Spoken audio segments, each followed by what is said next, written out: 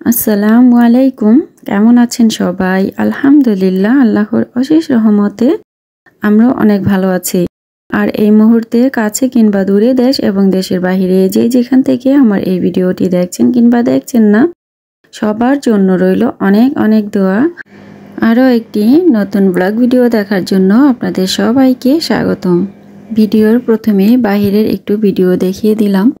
একটু যে বৃষ্টি হচ্ছে, এখন কিন্তু প্রতিদিনই বৃষ্টি হচ্ছে, আবার হচ্ছে ঠান্ডা। দেখেন বাংলাদেশে হচ্ছে গরম, আর এখানে কিন্তু জার্মানি ঠান্ডাই যাচ্ছে না। এবার সামার আর বলতেছি যে সামার এসেছে, কিন্তু সামারের কোনো নমুনাই দেখছি না, এরকম অবস্থা আর কি। তো এই যে আপনাদের সাথে কথা বলতে বলতে দেখেন এখানে হচ্ছে আমি 3টি মাছের পিস নিয়ে নিয়েছি। আর মাছগুলো দেখে আপনারা কতটুকু বুঝতে পারছেন জানি না।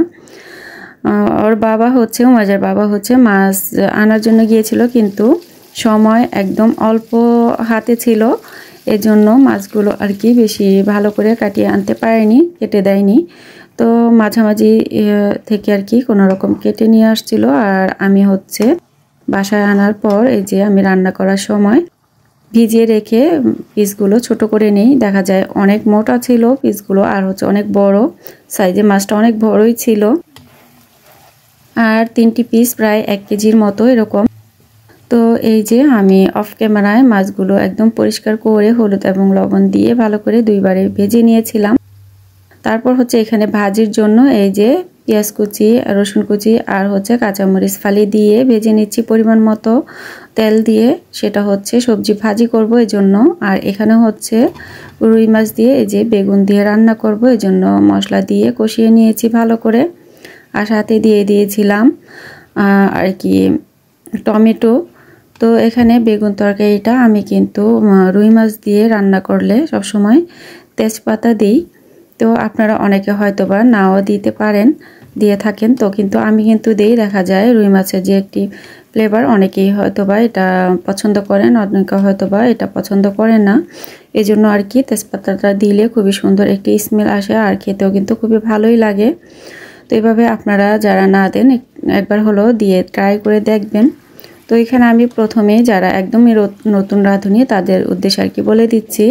পরিমাণ মতো তেল দিয়ে হলুদের গুঁড়া, মরিচের গুঁড়া, ধনিয়ার গুঁড়া, জিরার গুঁড়া, আদা এবং রসুনের পেস্ট দিয়ে তারপর হচ্ছে কাঁচামরিচ ফালি দিয়ে আমি কিছুক্ষণ কষিয়ে টমেটো দিয়ে আরও কিছুক্ষণ কষিয়ে নিয়েছি। তারপর হচ্ছে আমি বেগুন এবং আলু দিয়ে এখন ভালো করে কষিয়ে তারপর হচ্ছে দিয়ে দিব ঝোলের পানি। আর এই ঝোলের পানি দিয়ে তারপর হচ্ছে আমি কিছুক্ষণ জাল করে নিয়ে তারপর মাছগুলো একদম লাস্টে দিয়ে দিব। দিয়ে তারপর হচ্ছে আরও কিছুক্ষণ একটু জাল করে নিব। তো আর রান্নার বিষয়ে কথা বলতে বলতে আমি কিন্তু একটা জিনিস চাইতেই ভুলে গিয়েছি। তো অনেক আপুরা ভাইয়ারা দেখা যায় আমার ভিডিও দেখেন, আন্টিরা আঙ্কেলরা আবার ছোট্ট অনেক সোনামণিরা কিন্তু আমার ভিডিও দেখেন। এজন্য আর কি আমি বলে দিচ্ছি যে আপনারা একটু মনে করে একটি লাইক দিয়ে দিবেন। আর যারা যারা আমার এই চ্যানেলে নতুন ভিজিট করেছেন, আপনারা চাইলে আমার চ্যানেলটাকে যদি ভিডিও দেখতে দেখতে কোনো অংশে ভালো লেগে যায়, তাহলে চ্যানেলটাকে সাবস্ক্রাইব করে আমার এই পরিবারের একজন সদস্য হয়ে থেকে যেতে পারেন। আর যারা যারা অলরেডি আর কি সাবস্ক্রাইব করেছেন, তো তাদেরকে অসংখ্য অসংখ্য ধন্যবাদ। আর আপনারা লাইক, কমেন্ট এবং শেয়ার করে দিবেন। যদি আমার এই ভিডিওটি ভালো লাগে তাহলে কিন্তু আপনারা আপনাদের আত্মীয় স্বজনের কাছে আমার এই ভিডিওটি আর কি শেয়ার করে দিতে পারেন। তো এই যে কথা বলতে বলতে আমি কিন্তু এখানে রান্নাটা করে নিয়েছি। আর এখানে এই যে লাস্টে দিয়ে দিচ্ছি হচ্ছে ভাজা জিরের গুঁড়া। তো এই জিরার গুঁড়াটা দিয়ে দিলে আর কি খুব সুন্দর একটি ফ্লেভার আসে, আর খেতেও খুবই ভালো লাগে। আর তরকারিটা কিন্তু খুবই মাশাআল্লাহ অনেক মজা হয়েছিল। এভাবে আমি সবসময় আর কি রুই মাছ দিয়ে রান্না করলে এবং কাতলা বা রুই মাছ দিয়ে রান্না করলে এরকম করে আমি জিরার গুঁড়াটা উপর থেকে দিয়ে দেই। আর হচ্ছে এই যে সবজিটা অফ ক্যামেরা আমি ভাজি করে নিয়েছি ডিম দিয়ে। আর হচ্ছে এখানে মুরগির মাংস রান্না করেছিলাম, সেটাও আপনাদের সাথে দেখিয়ে দিচ্ছি। তো মাশাআল্লাহ দেখেন কালারটা কিন্তু খুবই সুন্দর এসেছিল, আর খেতেও ভালোই লেগেছে। তো আমি সব সময় মুরগির মাংসটা আর কি ভেজে তারপর হচ্ছে রান্না করি। ভাজা ছাড়া রান্না করলে কেউ খেতে চায় না, পছন্দ করে না আর কি। আর এখানে হচ্ছে এই যে বিকেলবেলা নাস্তার জন্য এখানে আমি অনিয়ন রিংস ভেজে নিয়েছিলাম। তো এটা কিন্তু খেতে খুবই মজা। তো আপনারা যারা খাননি আপনারা এইভাবে বাসায় কিন্তু বানিয়ে খেতে পারেন। এটা হচ্ছে কর্নফ্লাওয়ার গুলিয়ে তারপর হচ্ছে বড় যেই পেঁয়াজগুলো পাওয়া যায় সেগুলো কিন্তু এরকম রিং করে কেটে আমরা দেখা যায় বাঙালিরা অনেক মশলা পছন্দ করি। তো আপনারা একটু মশলা দিয়ে আর কি ভেজে নিতে পারেন, খুবই মজা হয়। আর হচ্ছে আমি কিছু পমেজও ভেজে দিব। তো এগুলো খেলে আর কি সাথে শসা এবং টমেটো দিয়ে আমি অলিভ দিয়ে একটু আর কি ইয়ের মতো বানিয়ে নিই। দেখা যায় সালাতের মতো মাঝে মাঝে কাটা হয় না ওইভাবে, তো ফালি ফালি করে লম্বা লম্বিভাবে কেটে একটু অলিভ অয়েল তেল দিয়ে লবণ দিয়ে মাখিয়ে কিন্তু এই ভাজা পোড়া সাথে খেলে কিন্তু শরীরের জন্য আর কি ভালো। সালাদটা খুবই, তো ভাজা পোড়া দেখা যায় স্বাস্থ্যের জন্য ভালো না, কিন্তু মুখরোচক খাবার। এই জন্য দেখা যায় ছোট বড় সবাই অনেক পছন্দ করি আমরা এগুলো খেতে। এই জন্য দেখা যায় বিকেলের নাস্তাতে এই ধরনের খাবারগুলোই বেশি আর কি খাওয়া হয়।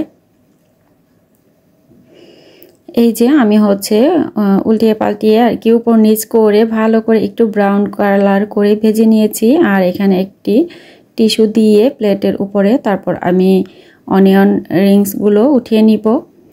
আর এই যে আমি কিন্তু একদম সুন্দর করে ব্রাউন কালার করে সবগুলো ভেজে নিয়েছি। তো সবাই আর কি ভালো থাকবেন, সুস্থ থাকবেন, আমাদের জন্য দোয়া করবেন। আর আমার কথার মধ্যে যদি কোনো ভুল ত্রুটি হয়ে যায় ক্ষমা সুন্দর দৃষ্টিতে দেখবেন। আর দেখা যায় আপুরা বলতে বলতে একদমই ক্লান্ত। দেখা যায় আমরা কিন্তু যারা ভিডিও বানাই এত কষ্ট করে কন্টেন্টগুলো, তো এত কষ্ট হয়। দেখা যায় সাধারণ দর্শকরা যদি নাও বুঝে থাকেন, আমরা যারা কন্টেন্ট বানাই তারা কিন্তু অবশ্যই জানি যে কতটা কষ্ট। তো দেখা যায় কমেন্ট কিন্তু অনেকেই আসে, কিন্তু লাইকের পরিমাণ একদমই কম। তো আপনারা কষ্ট করে একটি লাইক দিয়ে দিবেন, কারণ হচ্ছে সবাই সবার সাপোর্ট ছাড়া এবং ছাড়া তো কেউ এগিয়ে যেতে পারবো না। তো আমি মনে করি যে যারা আর কি লাইক দেন না, তো আপনারা যে সম্পূর্ণ ভিডিও দেখেন সেটা কিভাবে বিশ্বাস করব বলেন? কারণ হচ্ছে লাইক দিতেই দেখা যায় কষ্ট, তাহলেও সম্পূর্ণ ভিডিও কিভাবে আমি আশা করব যে সবাই দেখে থাকেন। তো আপনারা আর কি কষ্ট নেবেন না, যারা এইরকম করেন এরকমটা তাদের উদ্দেশ্যেই বলছি। আর আমার ভালোবাসার আপুরা কিন্তু দেখা যায় বলার আগেই লাইকটা দিয়ে দেন। তো আমি কিন্তু যার ভিডিওই দেখি আগে প্রথমেই লাইক দিয়ে তারপর হচ্ছে একদম সম্পূর্ণ ভিডিওটা দেখে নেই। কারণ হচ্ছে যখন আর কি চ্যানেল ছিল না বুঝতাম না যে লাইকটা যে কত প্রয়োজন, জানা ছিল না। কিন্তু যখন থেকেই জানি আর কি তখন থেকে কিন্তু আমি লাইকটা দিতে কখনোই ভুল করি না।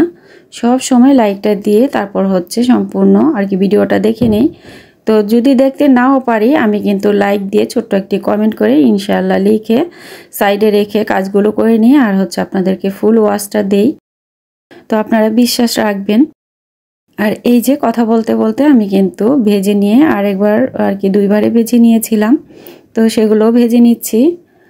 আর হচ্ছে তারপর হচ্ছে ওই যে পমেজগুলো বলেছিলাম ভাজবো, সেই পমেজগুলো ভেজে নিব। আর আমার কথার মধ্যে যদি আর কি কষ্ট পেয়ে থাকেন, তো মনের অজান্তেই যদি আপনাদের মনে কষ্ট দিয়ে ফেলি তাহলে কিন্তু ক্ষমা করে দিবেন। আর এই যে দেখেন আমি কিন্তু আরেকবার দিয়েও এগুলো ভেজে নিচ্ছি। আর আপনারা যারা এখনও আমার ভিডিওতে একদম লাস্ট পর্যন্ত আছেন, এত ধৈর্য সহকারে আপনাদের এই মূল্যবান সময় দিয়ে আমার ভিডিওটি দেখছেন, তাদেরকে অসংখ্য অসংখ্য ধন্যবাদ। আর হচ্ছে যারা আর কি আমরা যারা ভিডিও আর কি যাদের চ্যানেল আছে তারা তো দেখা যায় স্বার্থের জন্যই একজনের আরেকজনের ভিডিও দেখে, স্বার্থ ছাড়া তো আর দেখা হয় না। আর আগে যখন ছিল না চ্যানেল তখন কিন্তু দেখা যায় অনেক ভিডিও অনেকেরই দেখেছি, অনেক চ্যানেলের, কিন্তু তখন তো আর স্বার্থ না, এমনিতেই দেখতাম। তো এখন কিন্তু দেখা যায় কারো ভিডিওতে না গেলে কেউ আসে না, এই জন্য আর কি যেতে হয়। আর যাদের চ্যানেল নাই তারা কিন্তু অনেক ভাইয়ারা, আপুরা, ভাবিরা আমার ভিডিওগুলো দেখেন, আন্টিরা, আঙ্কেলরা।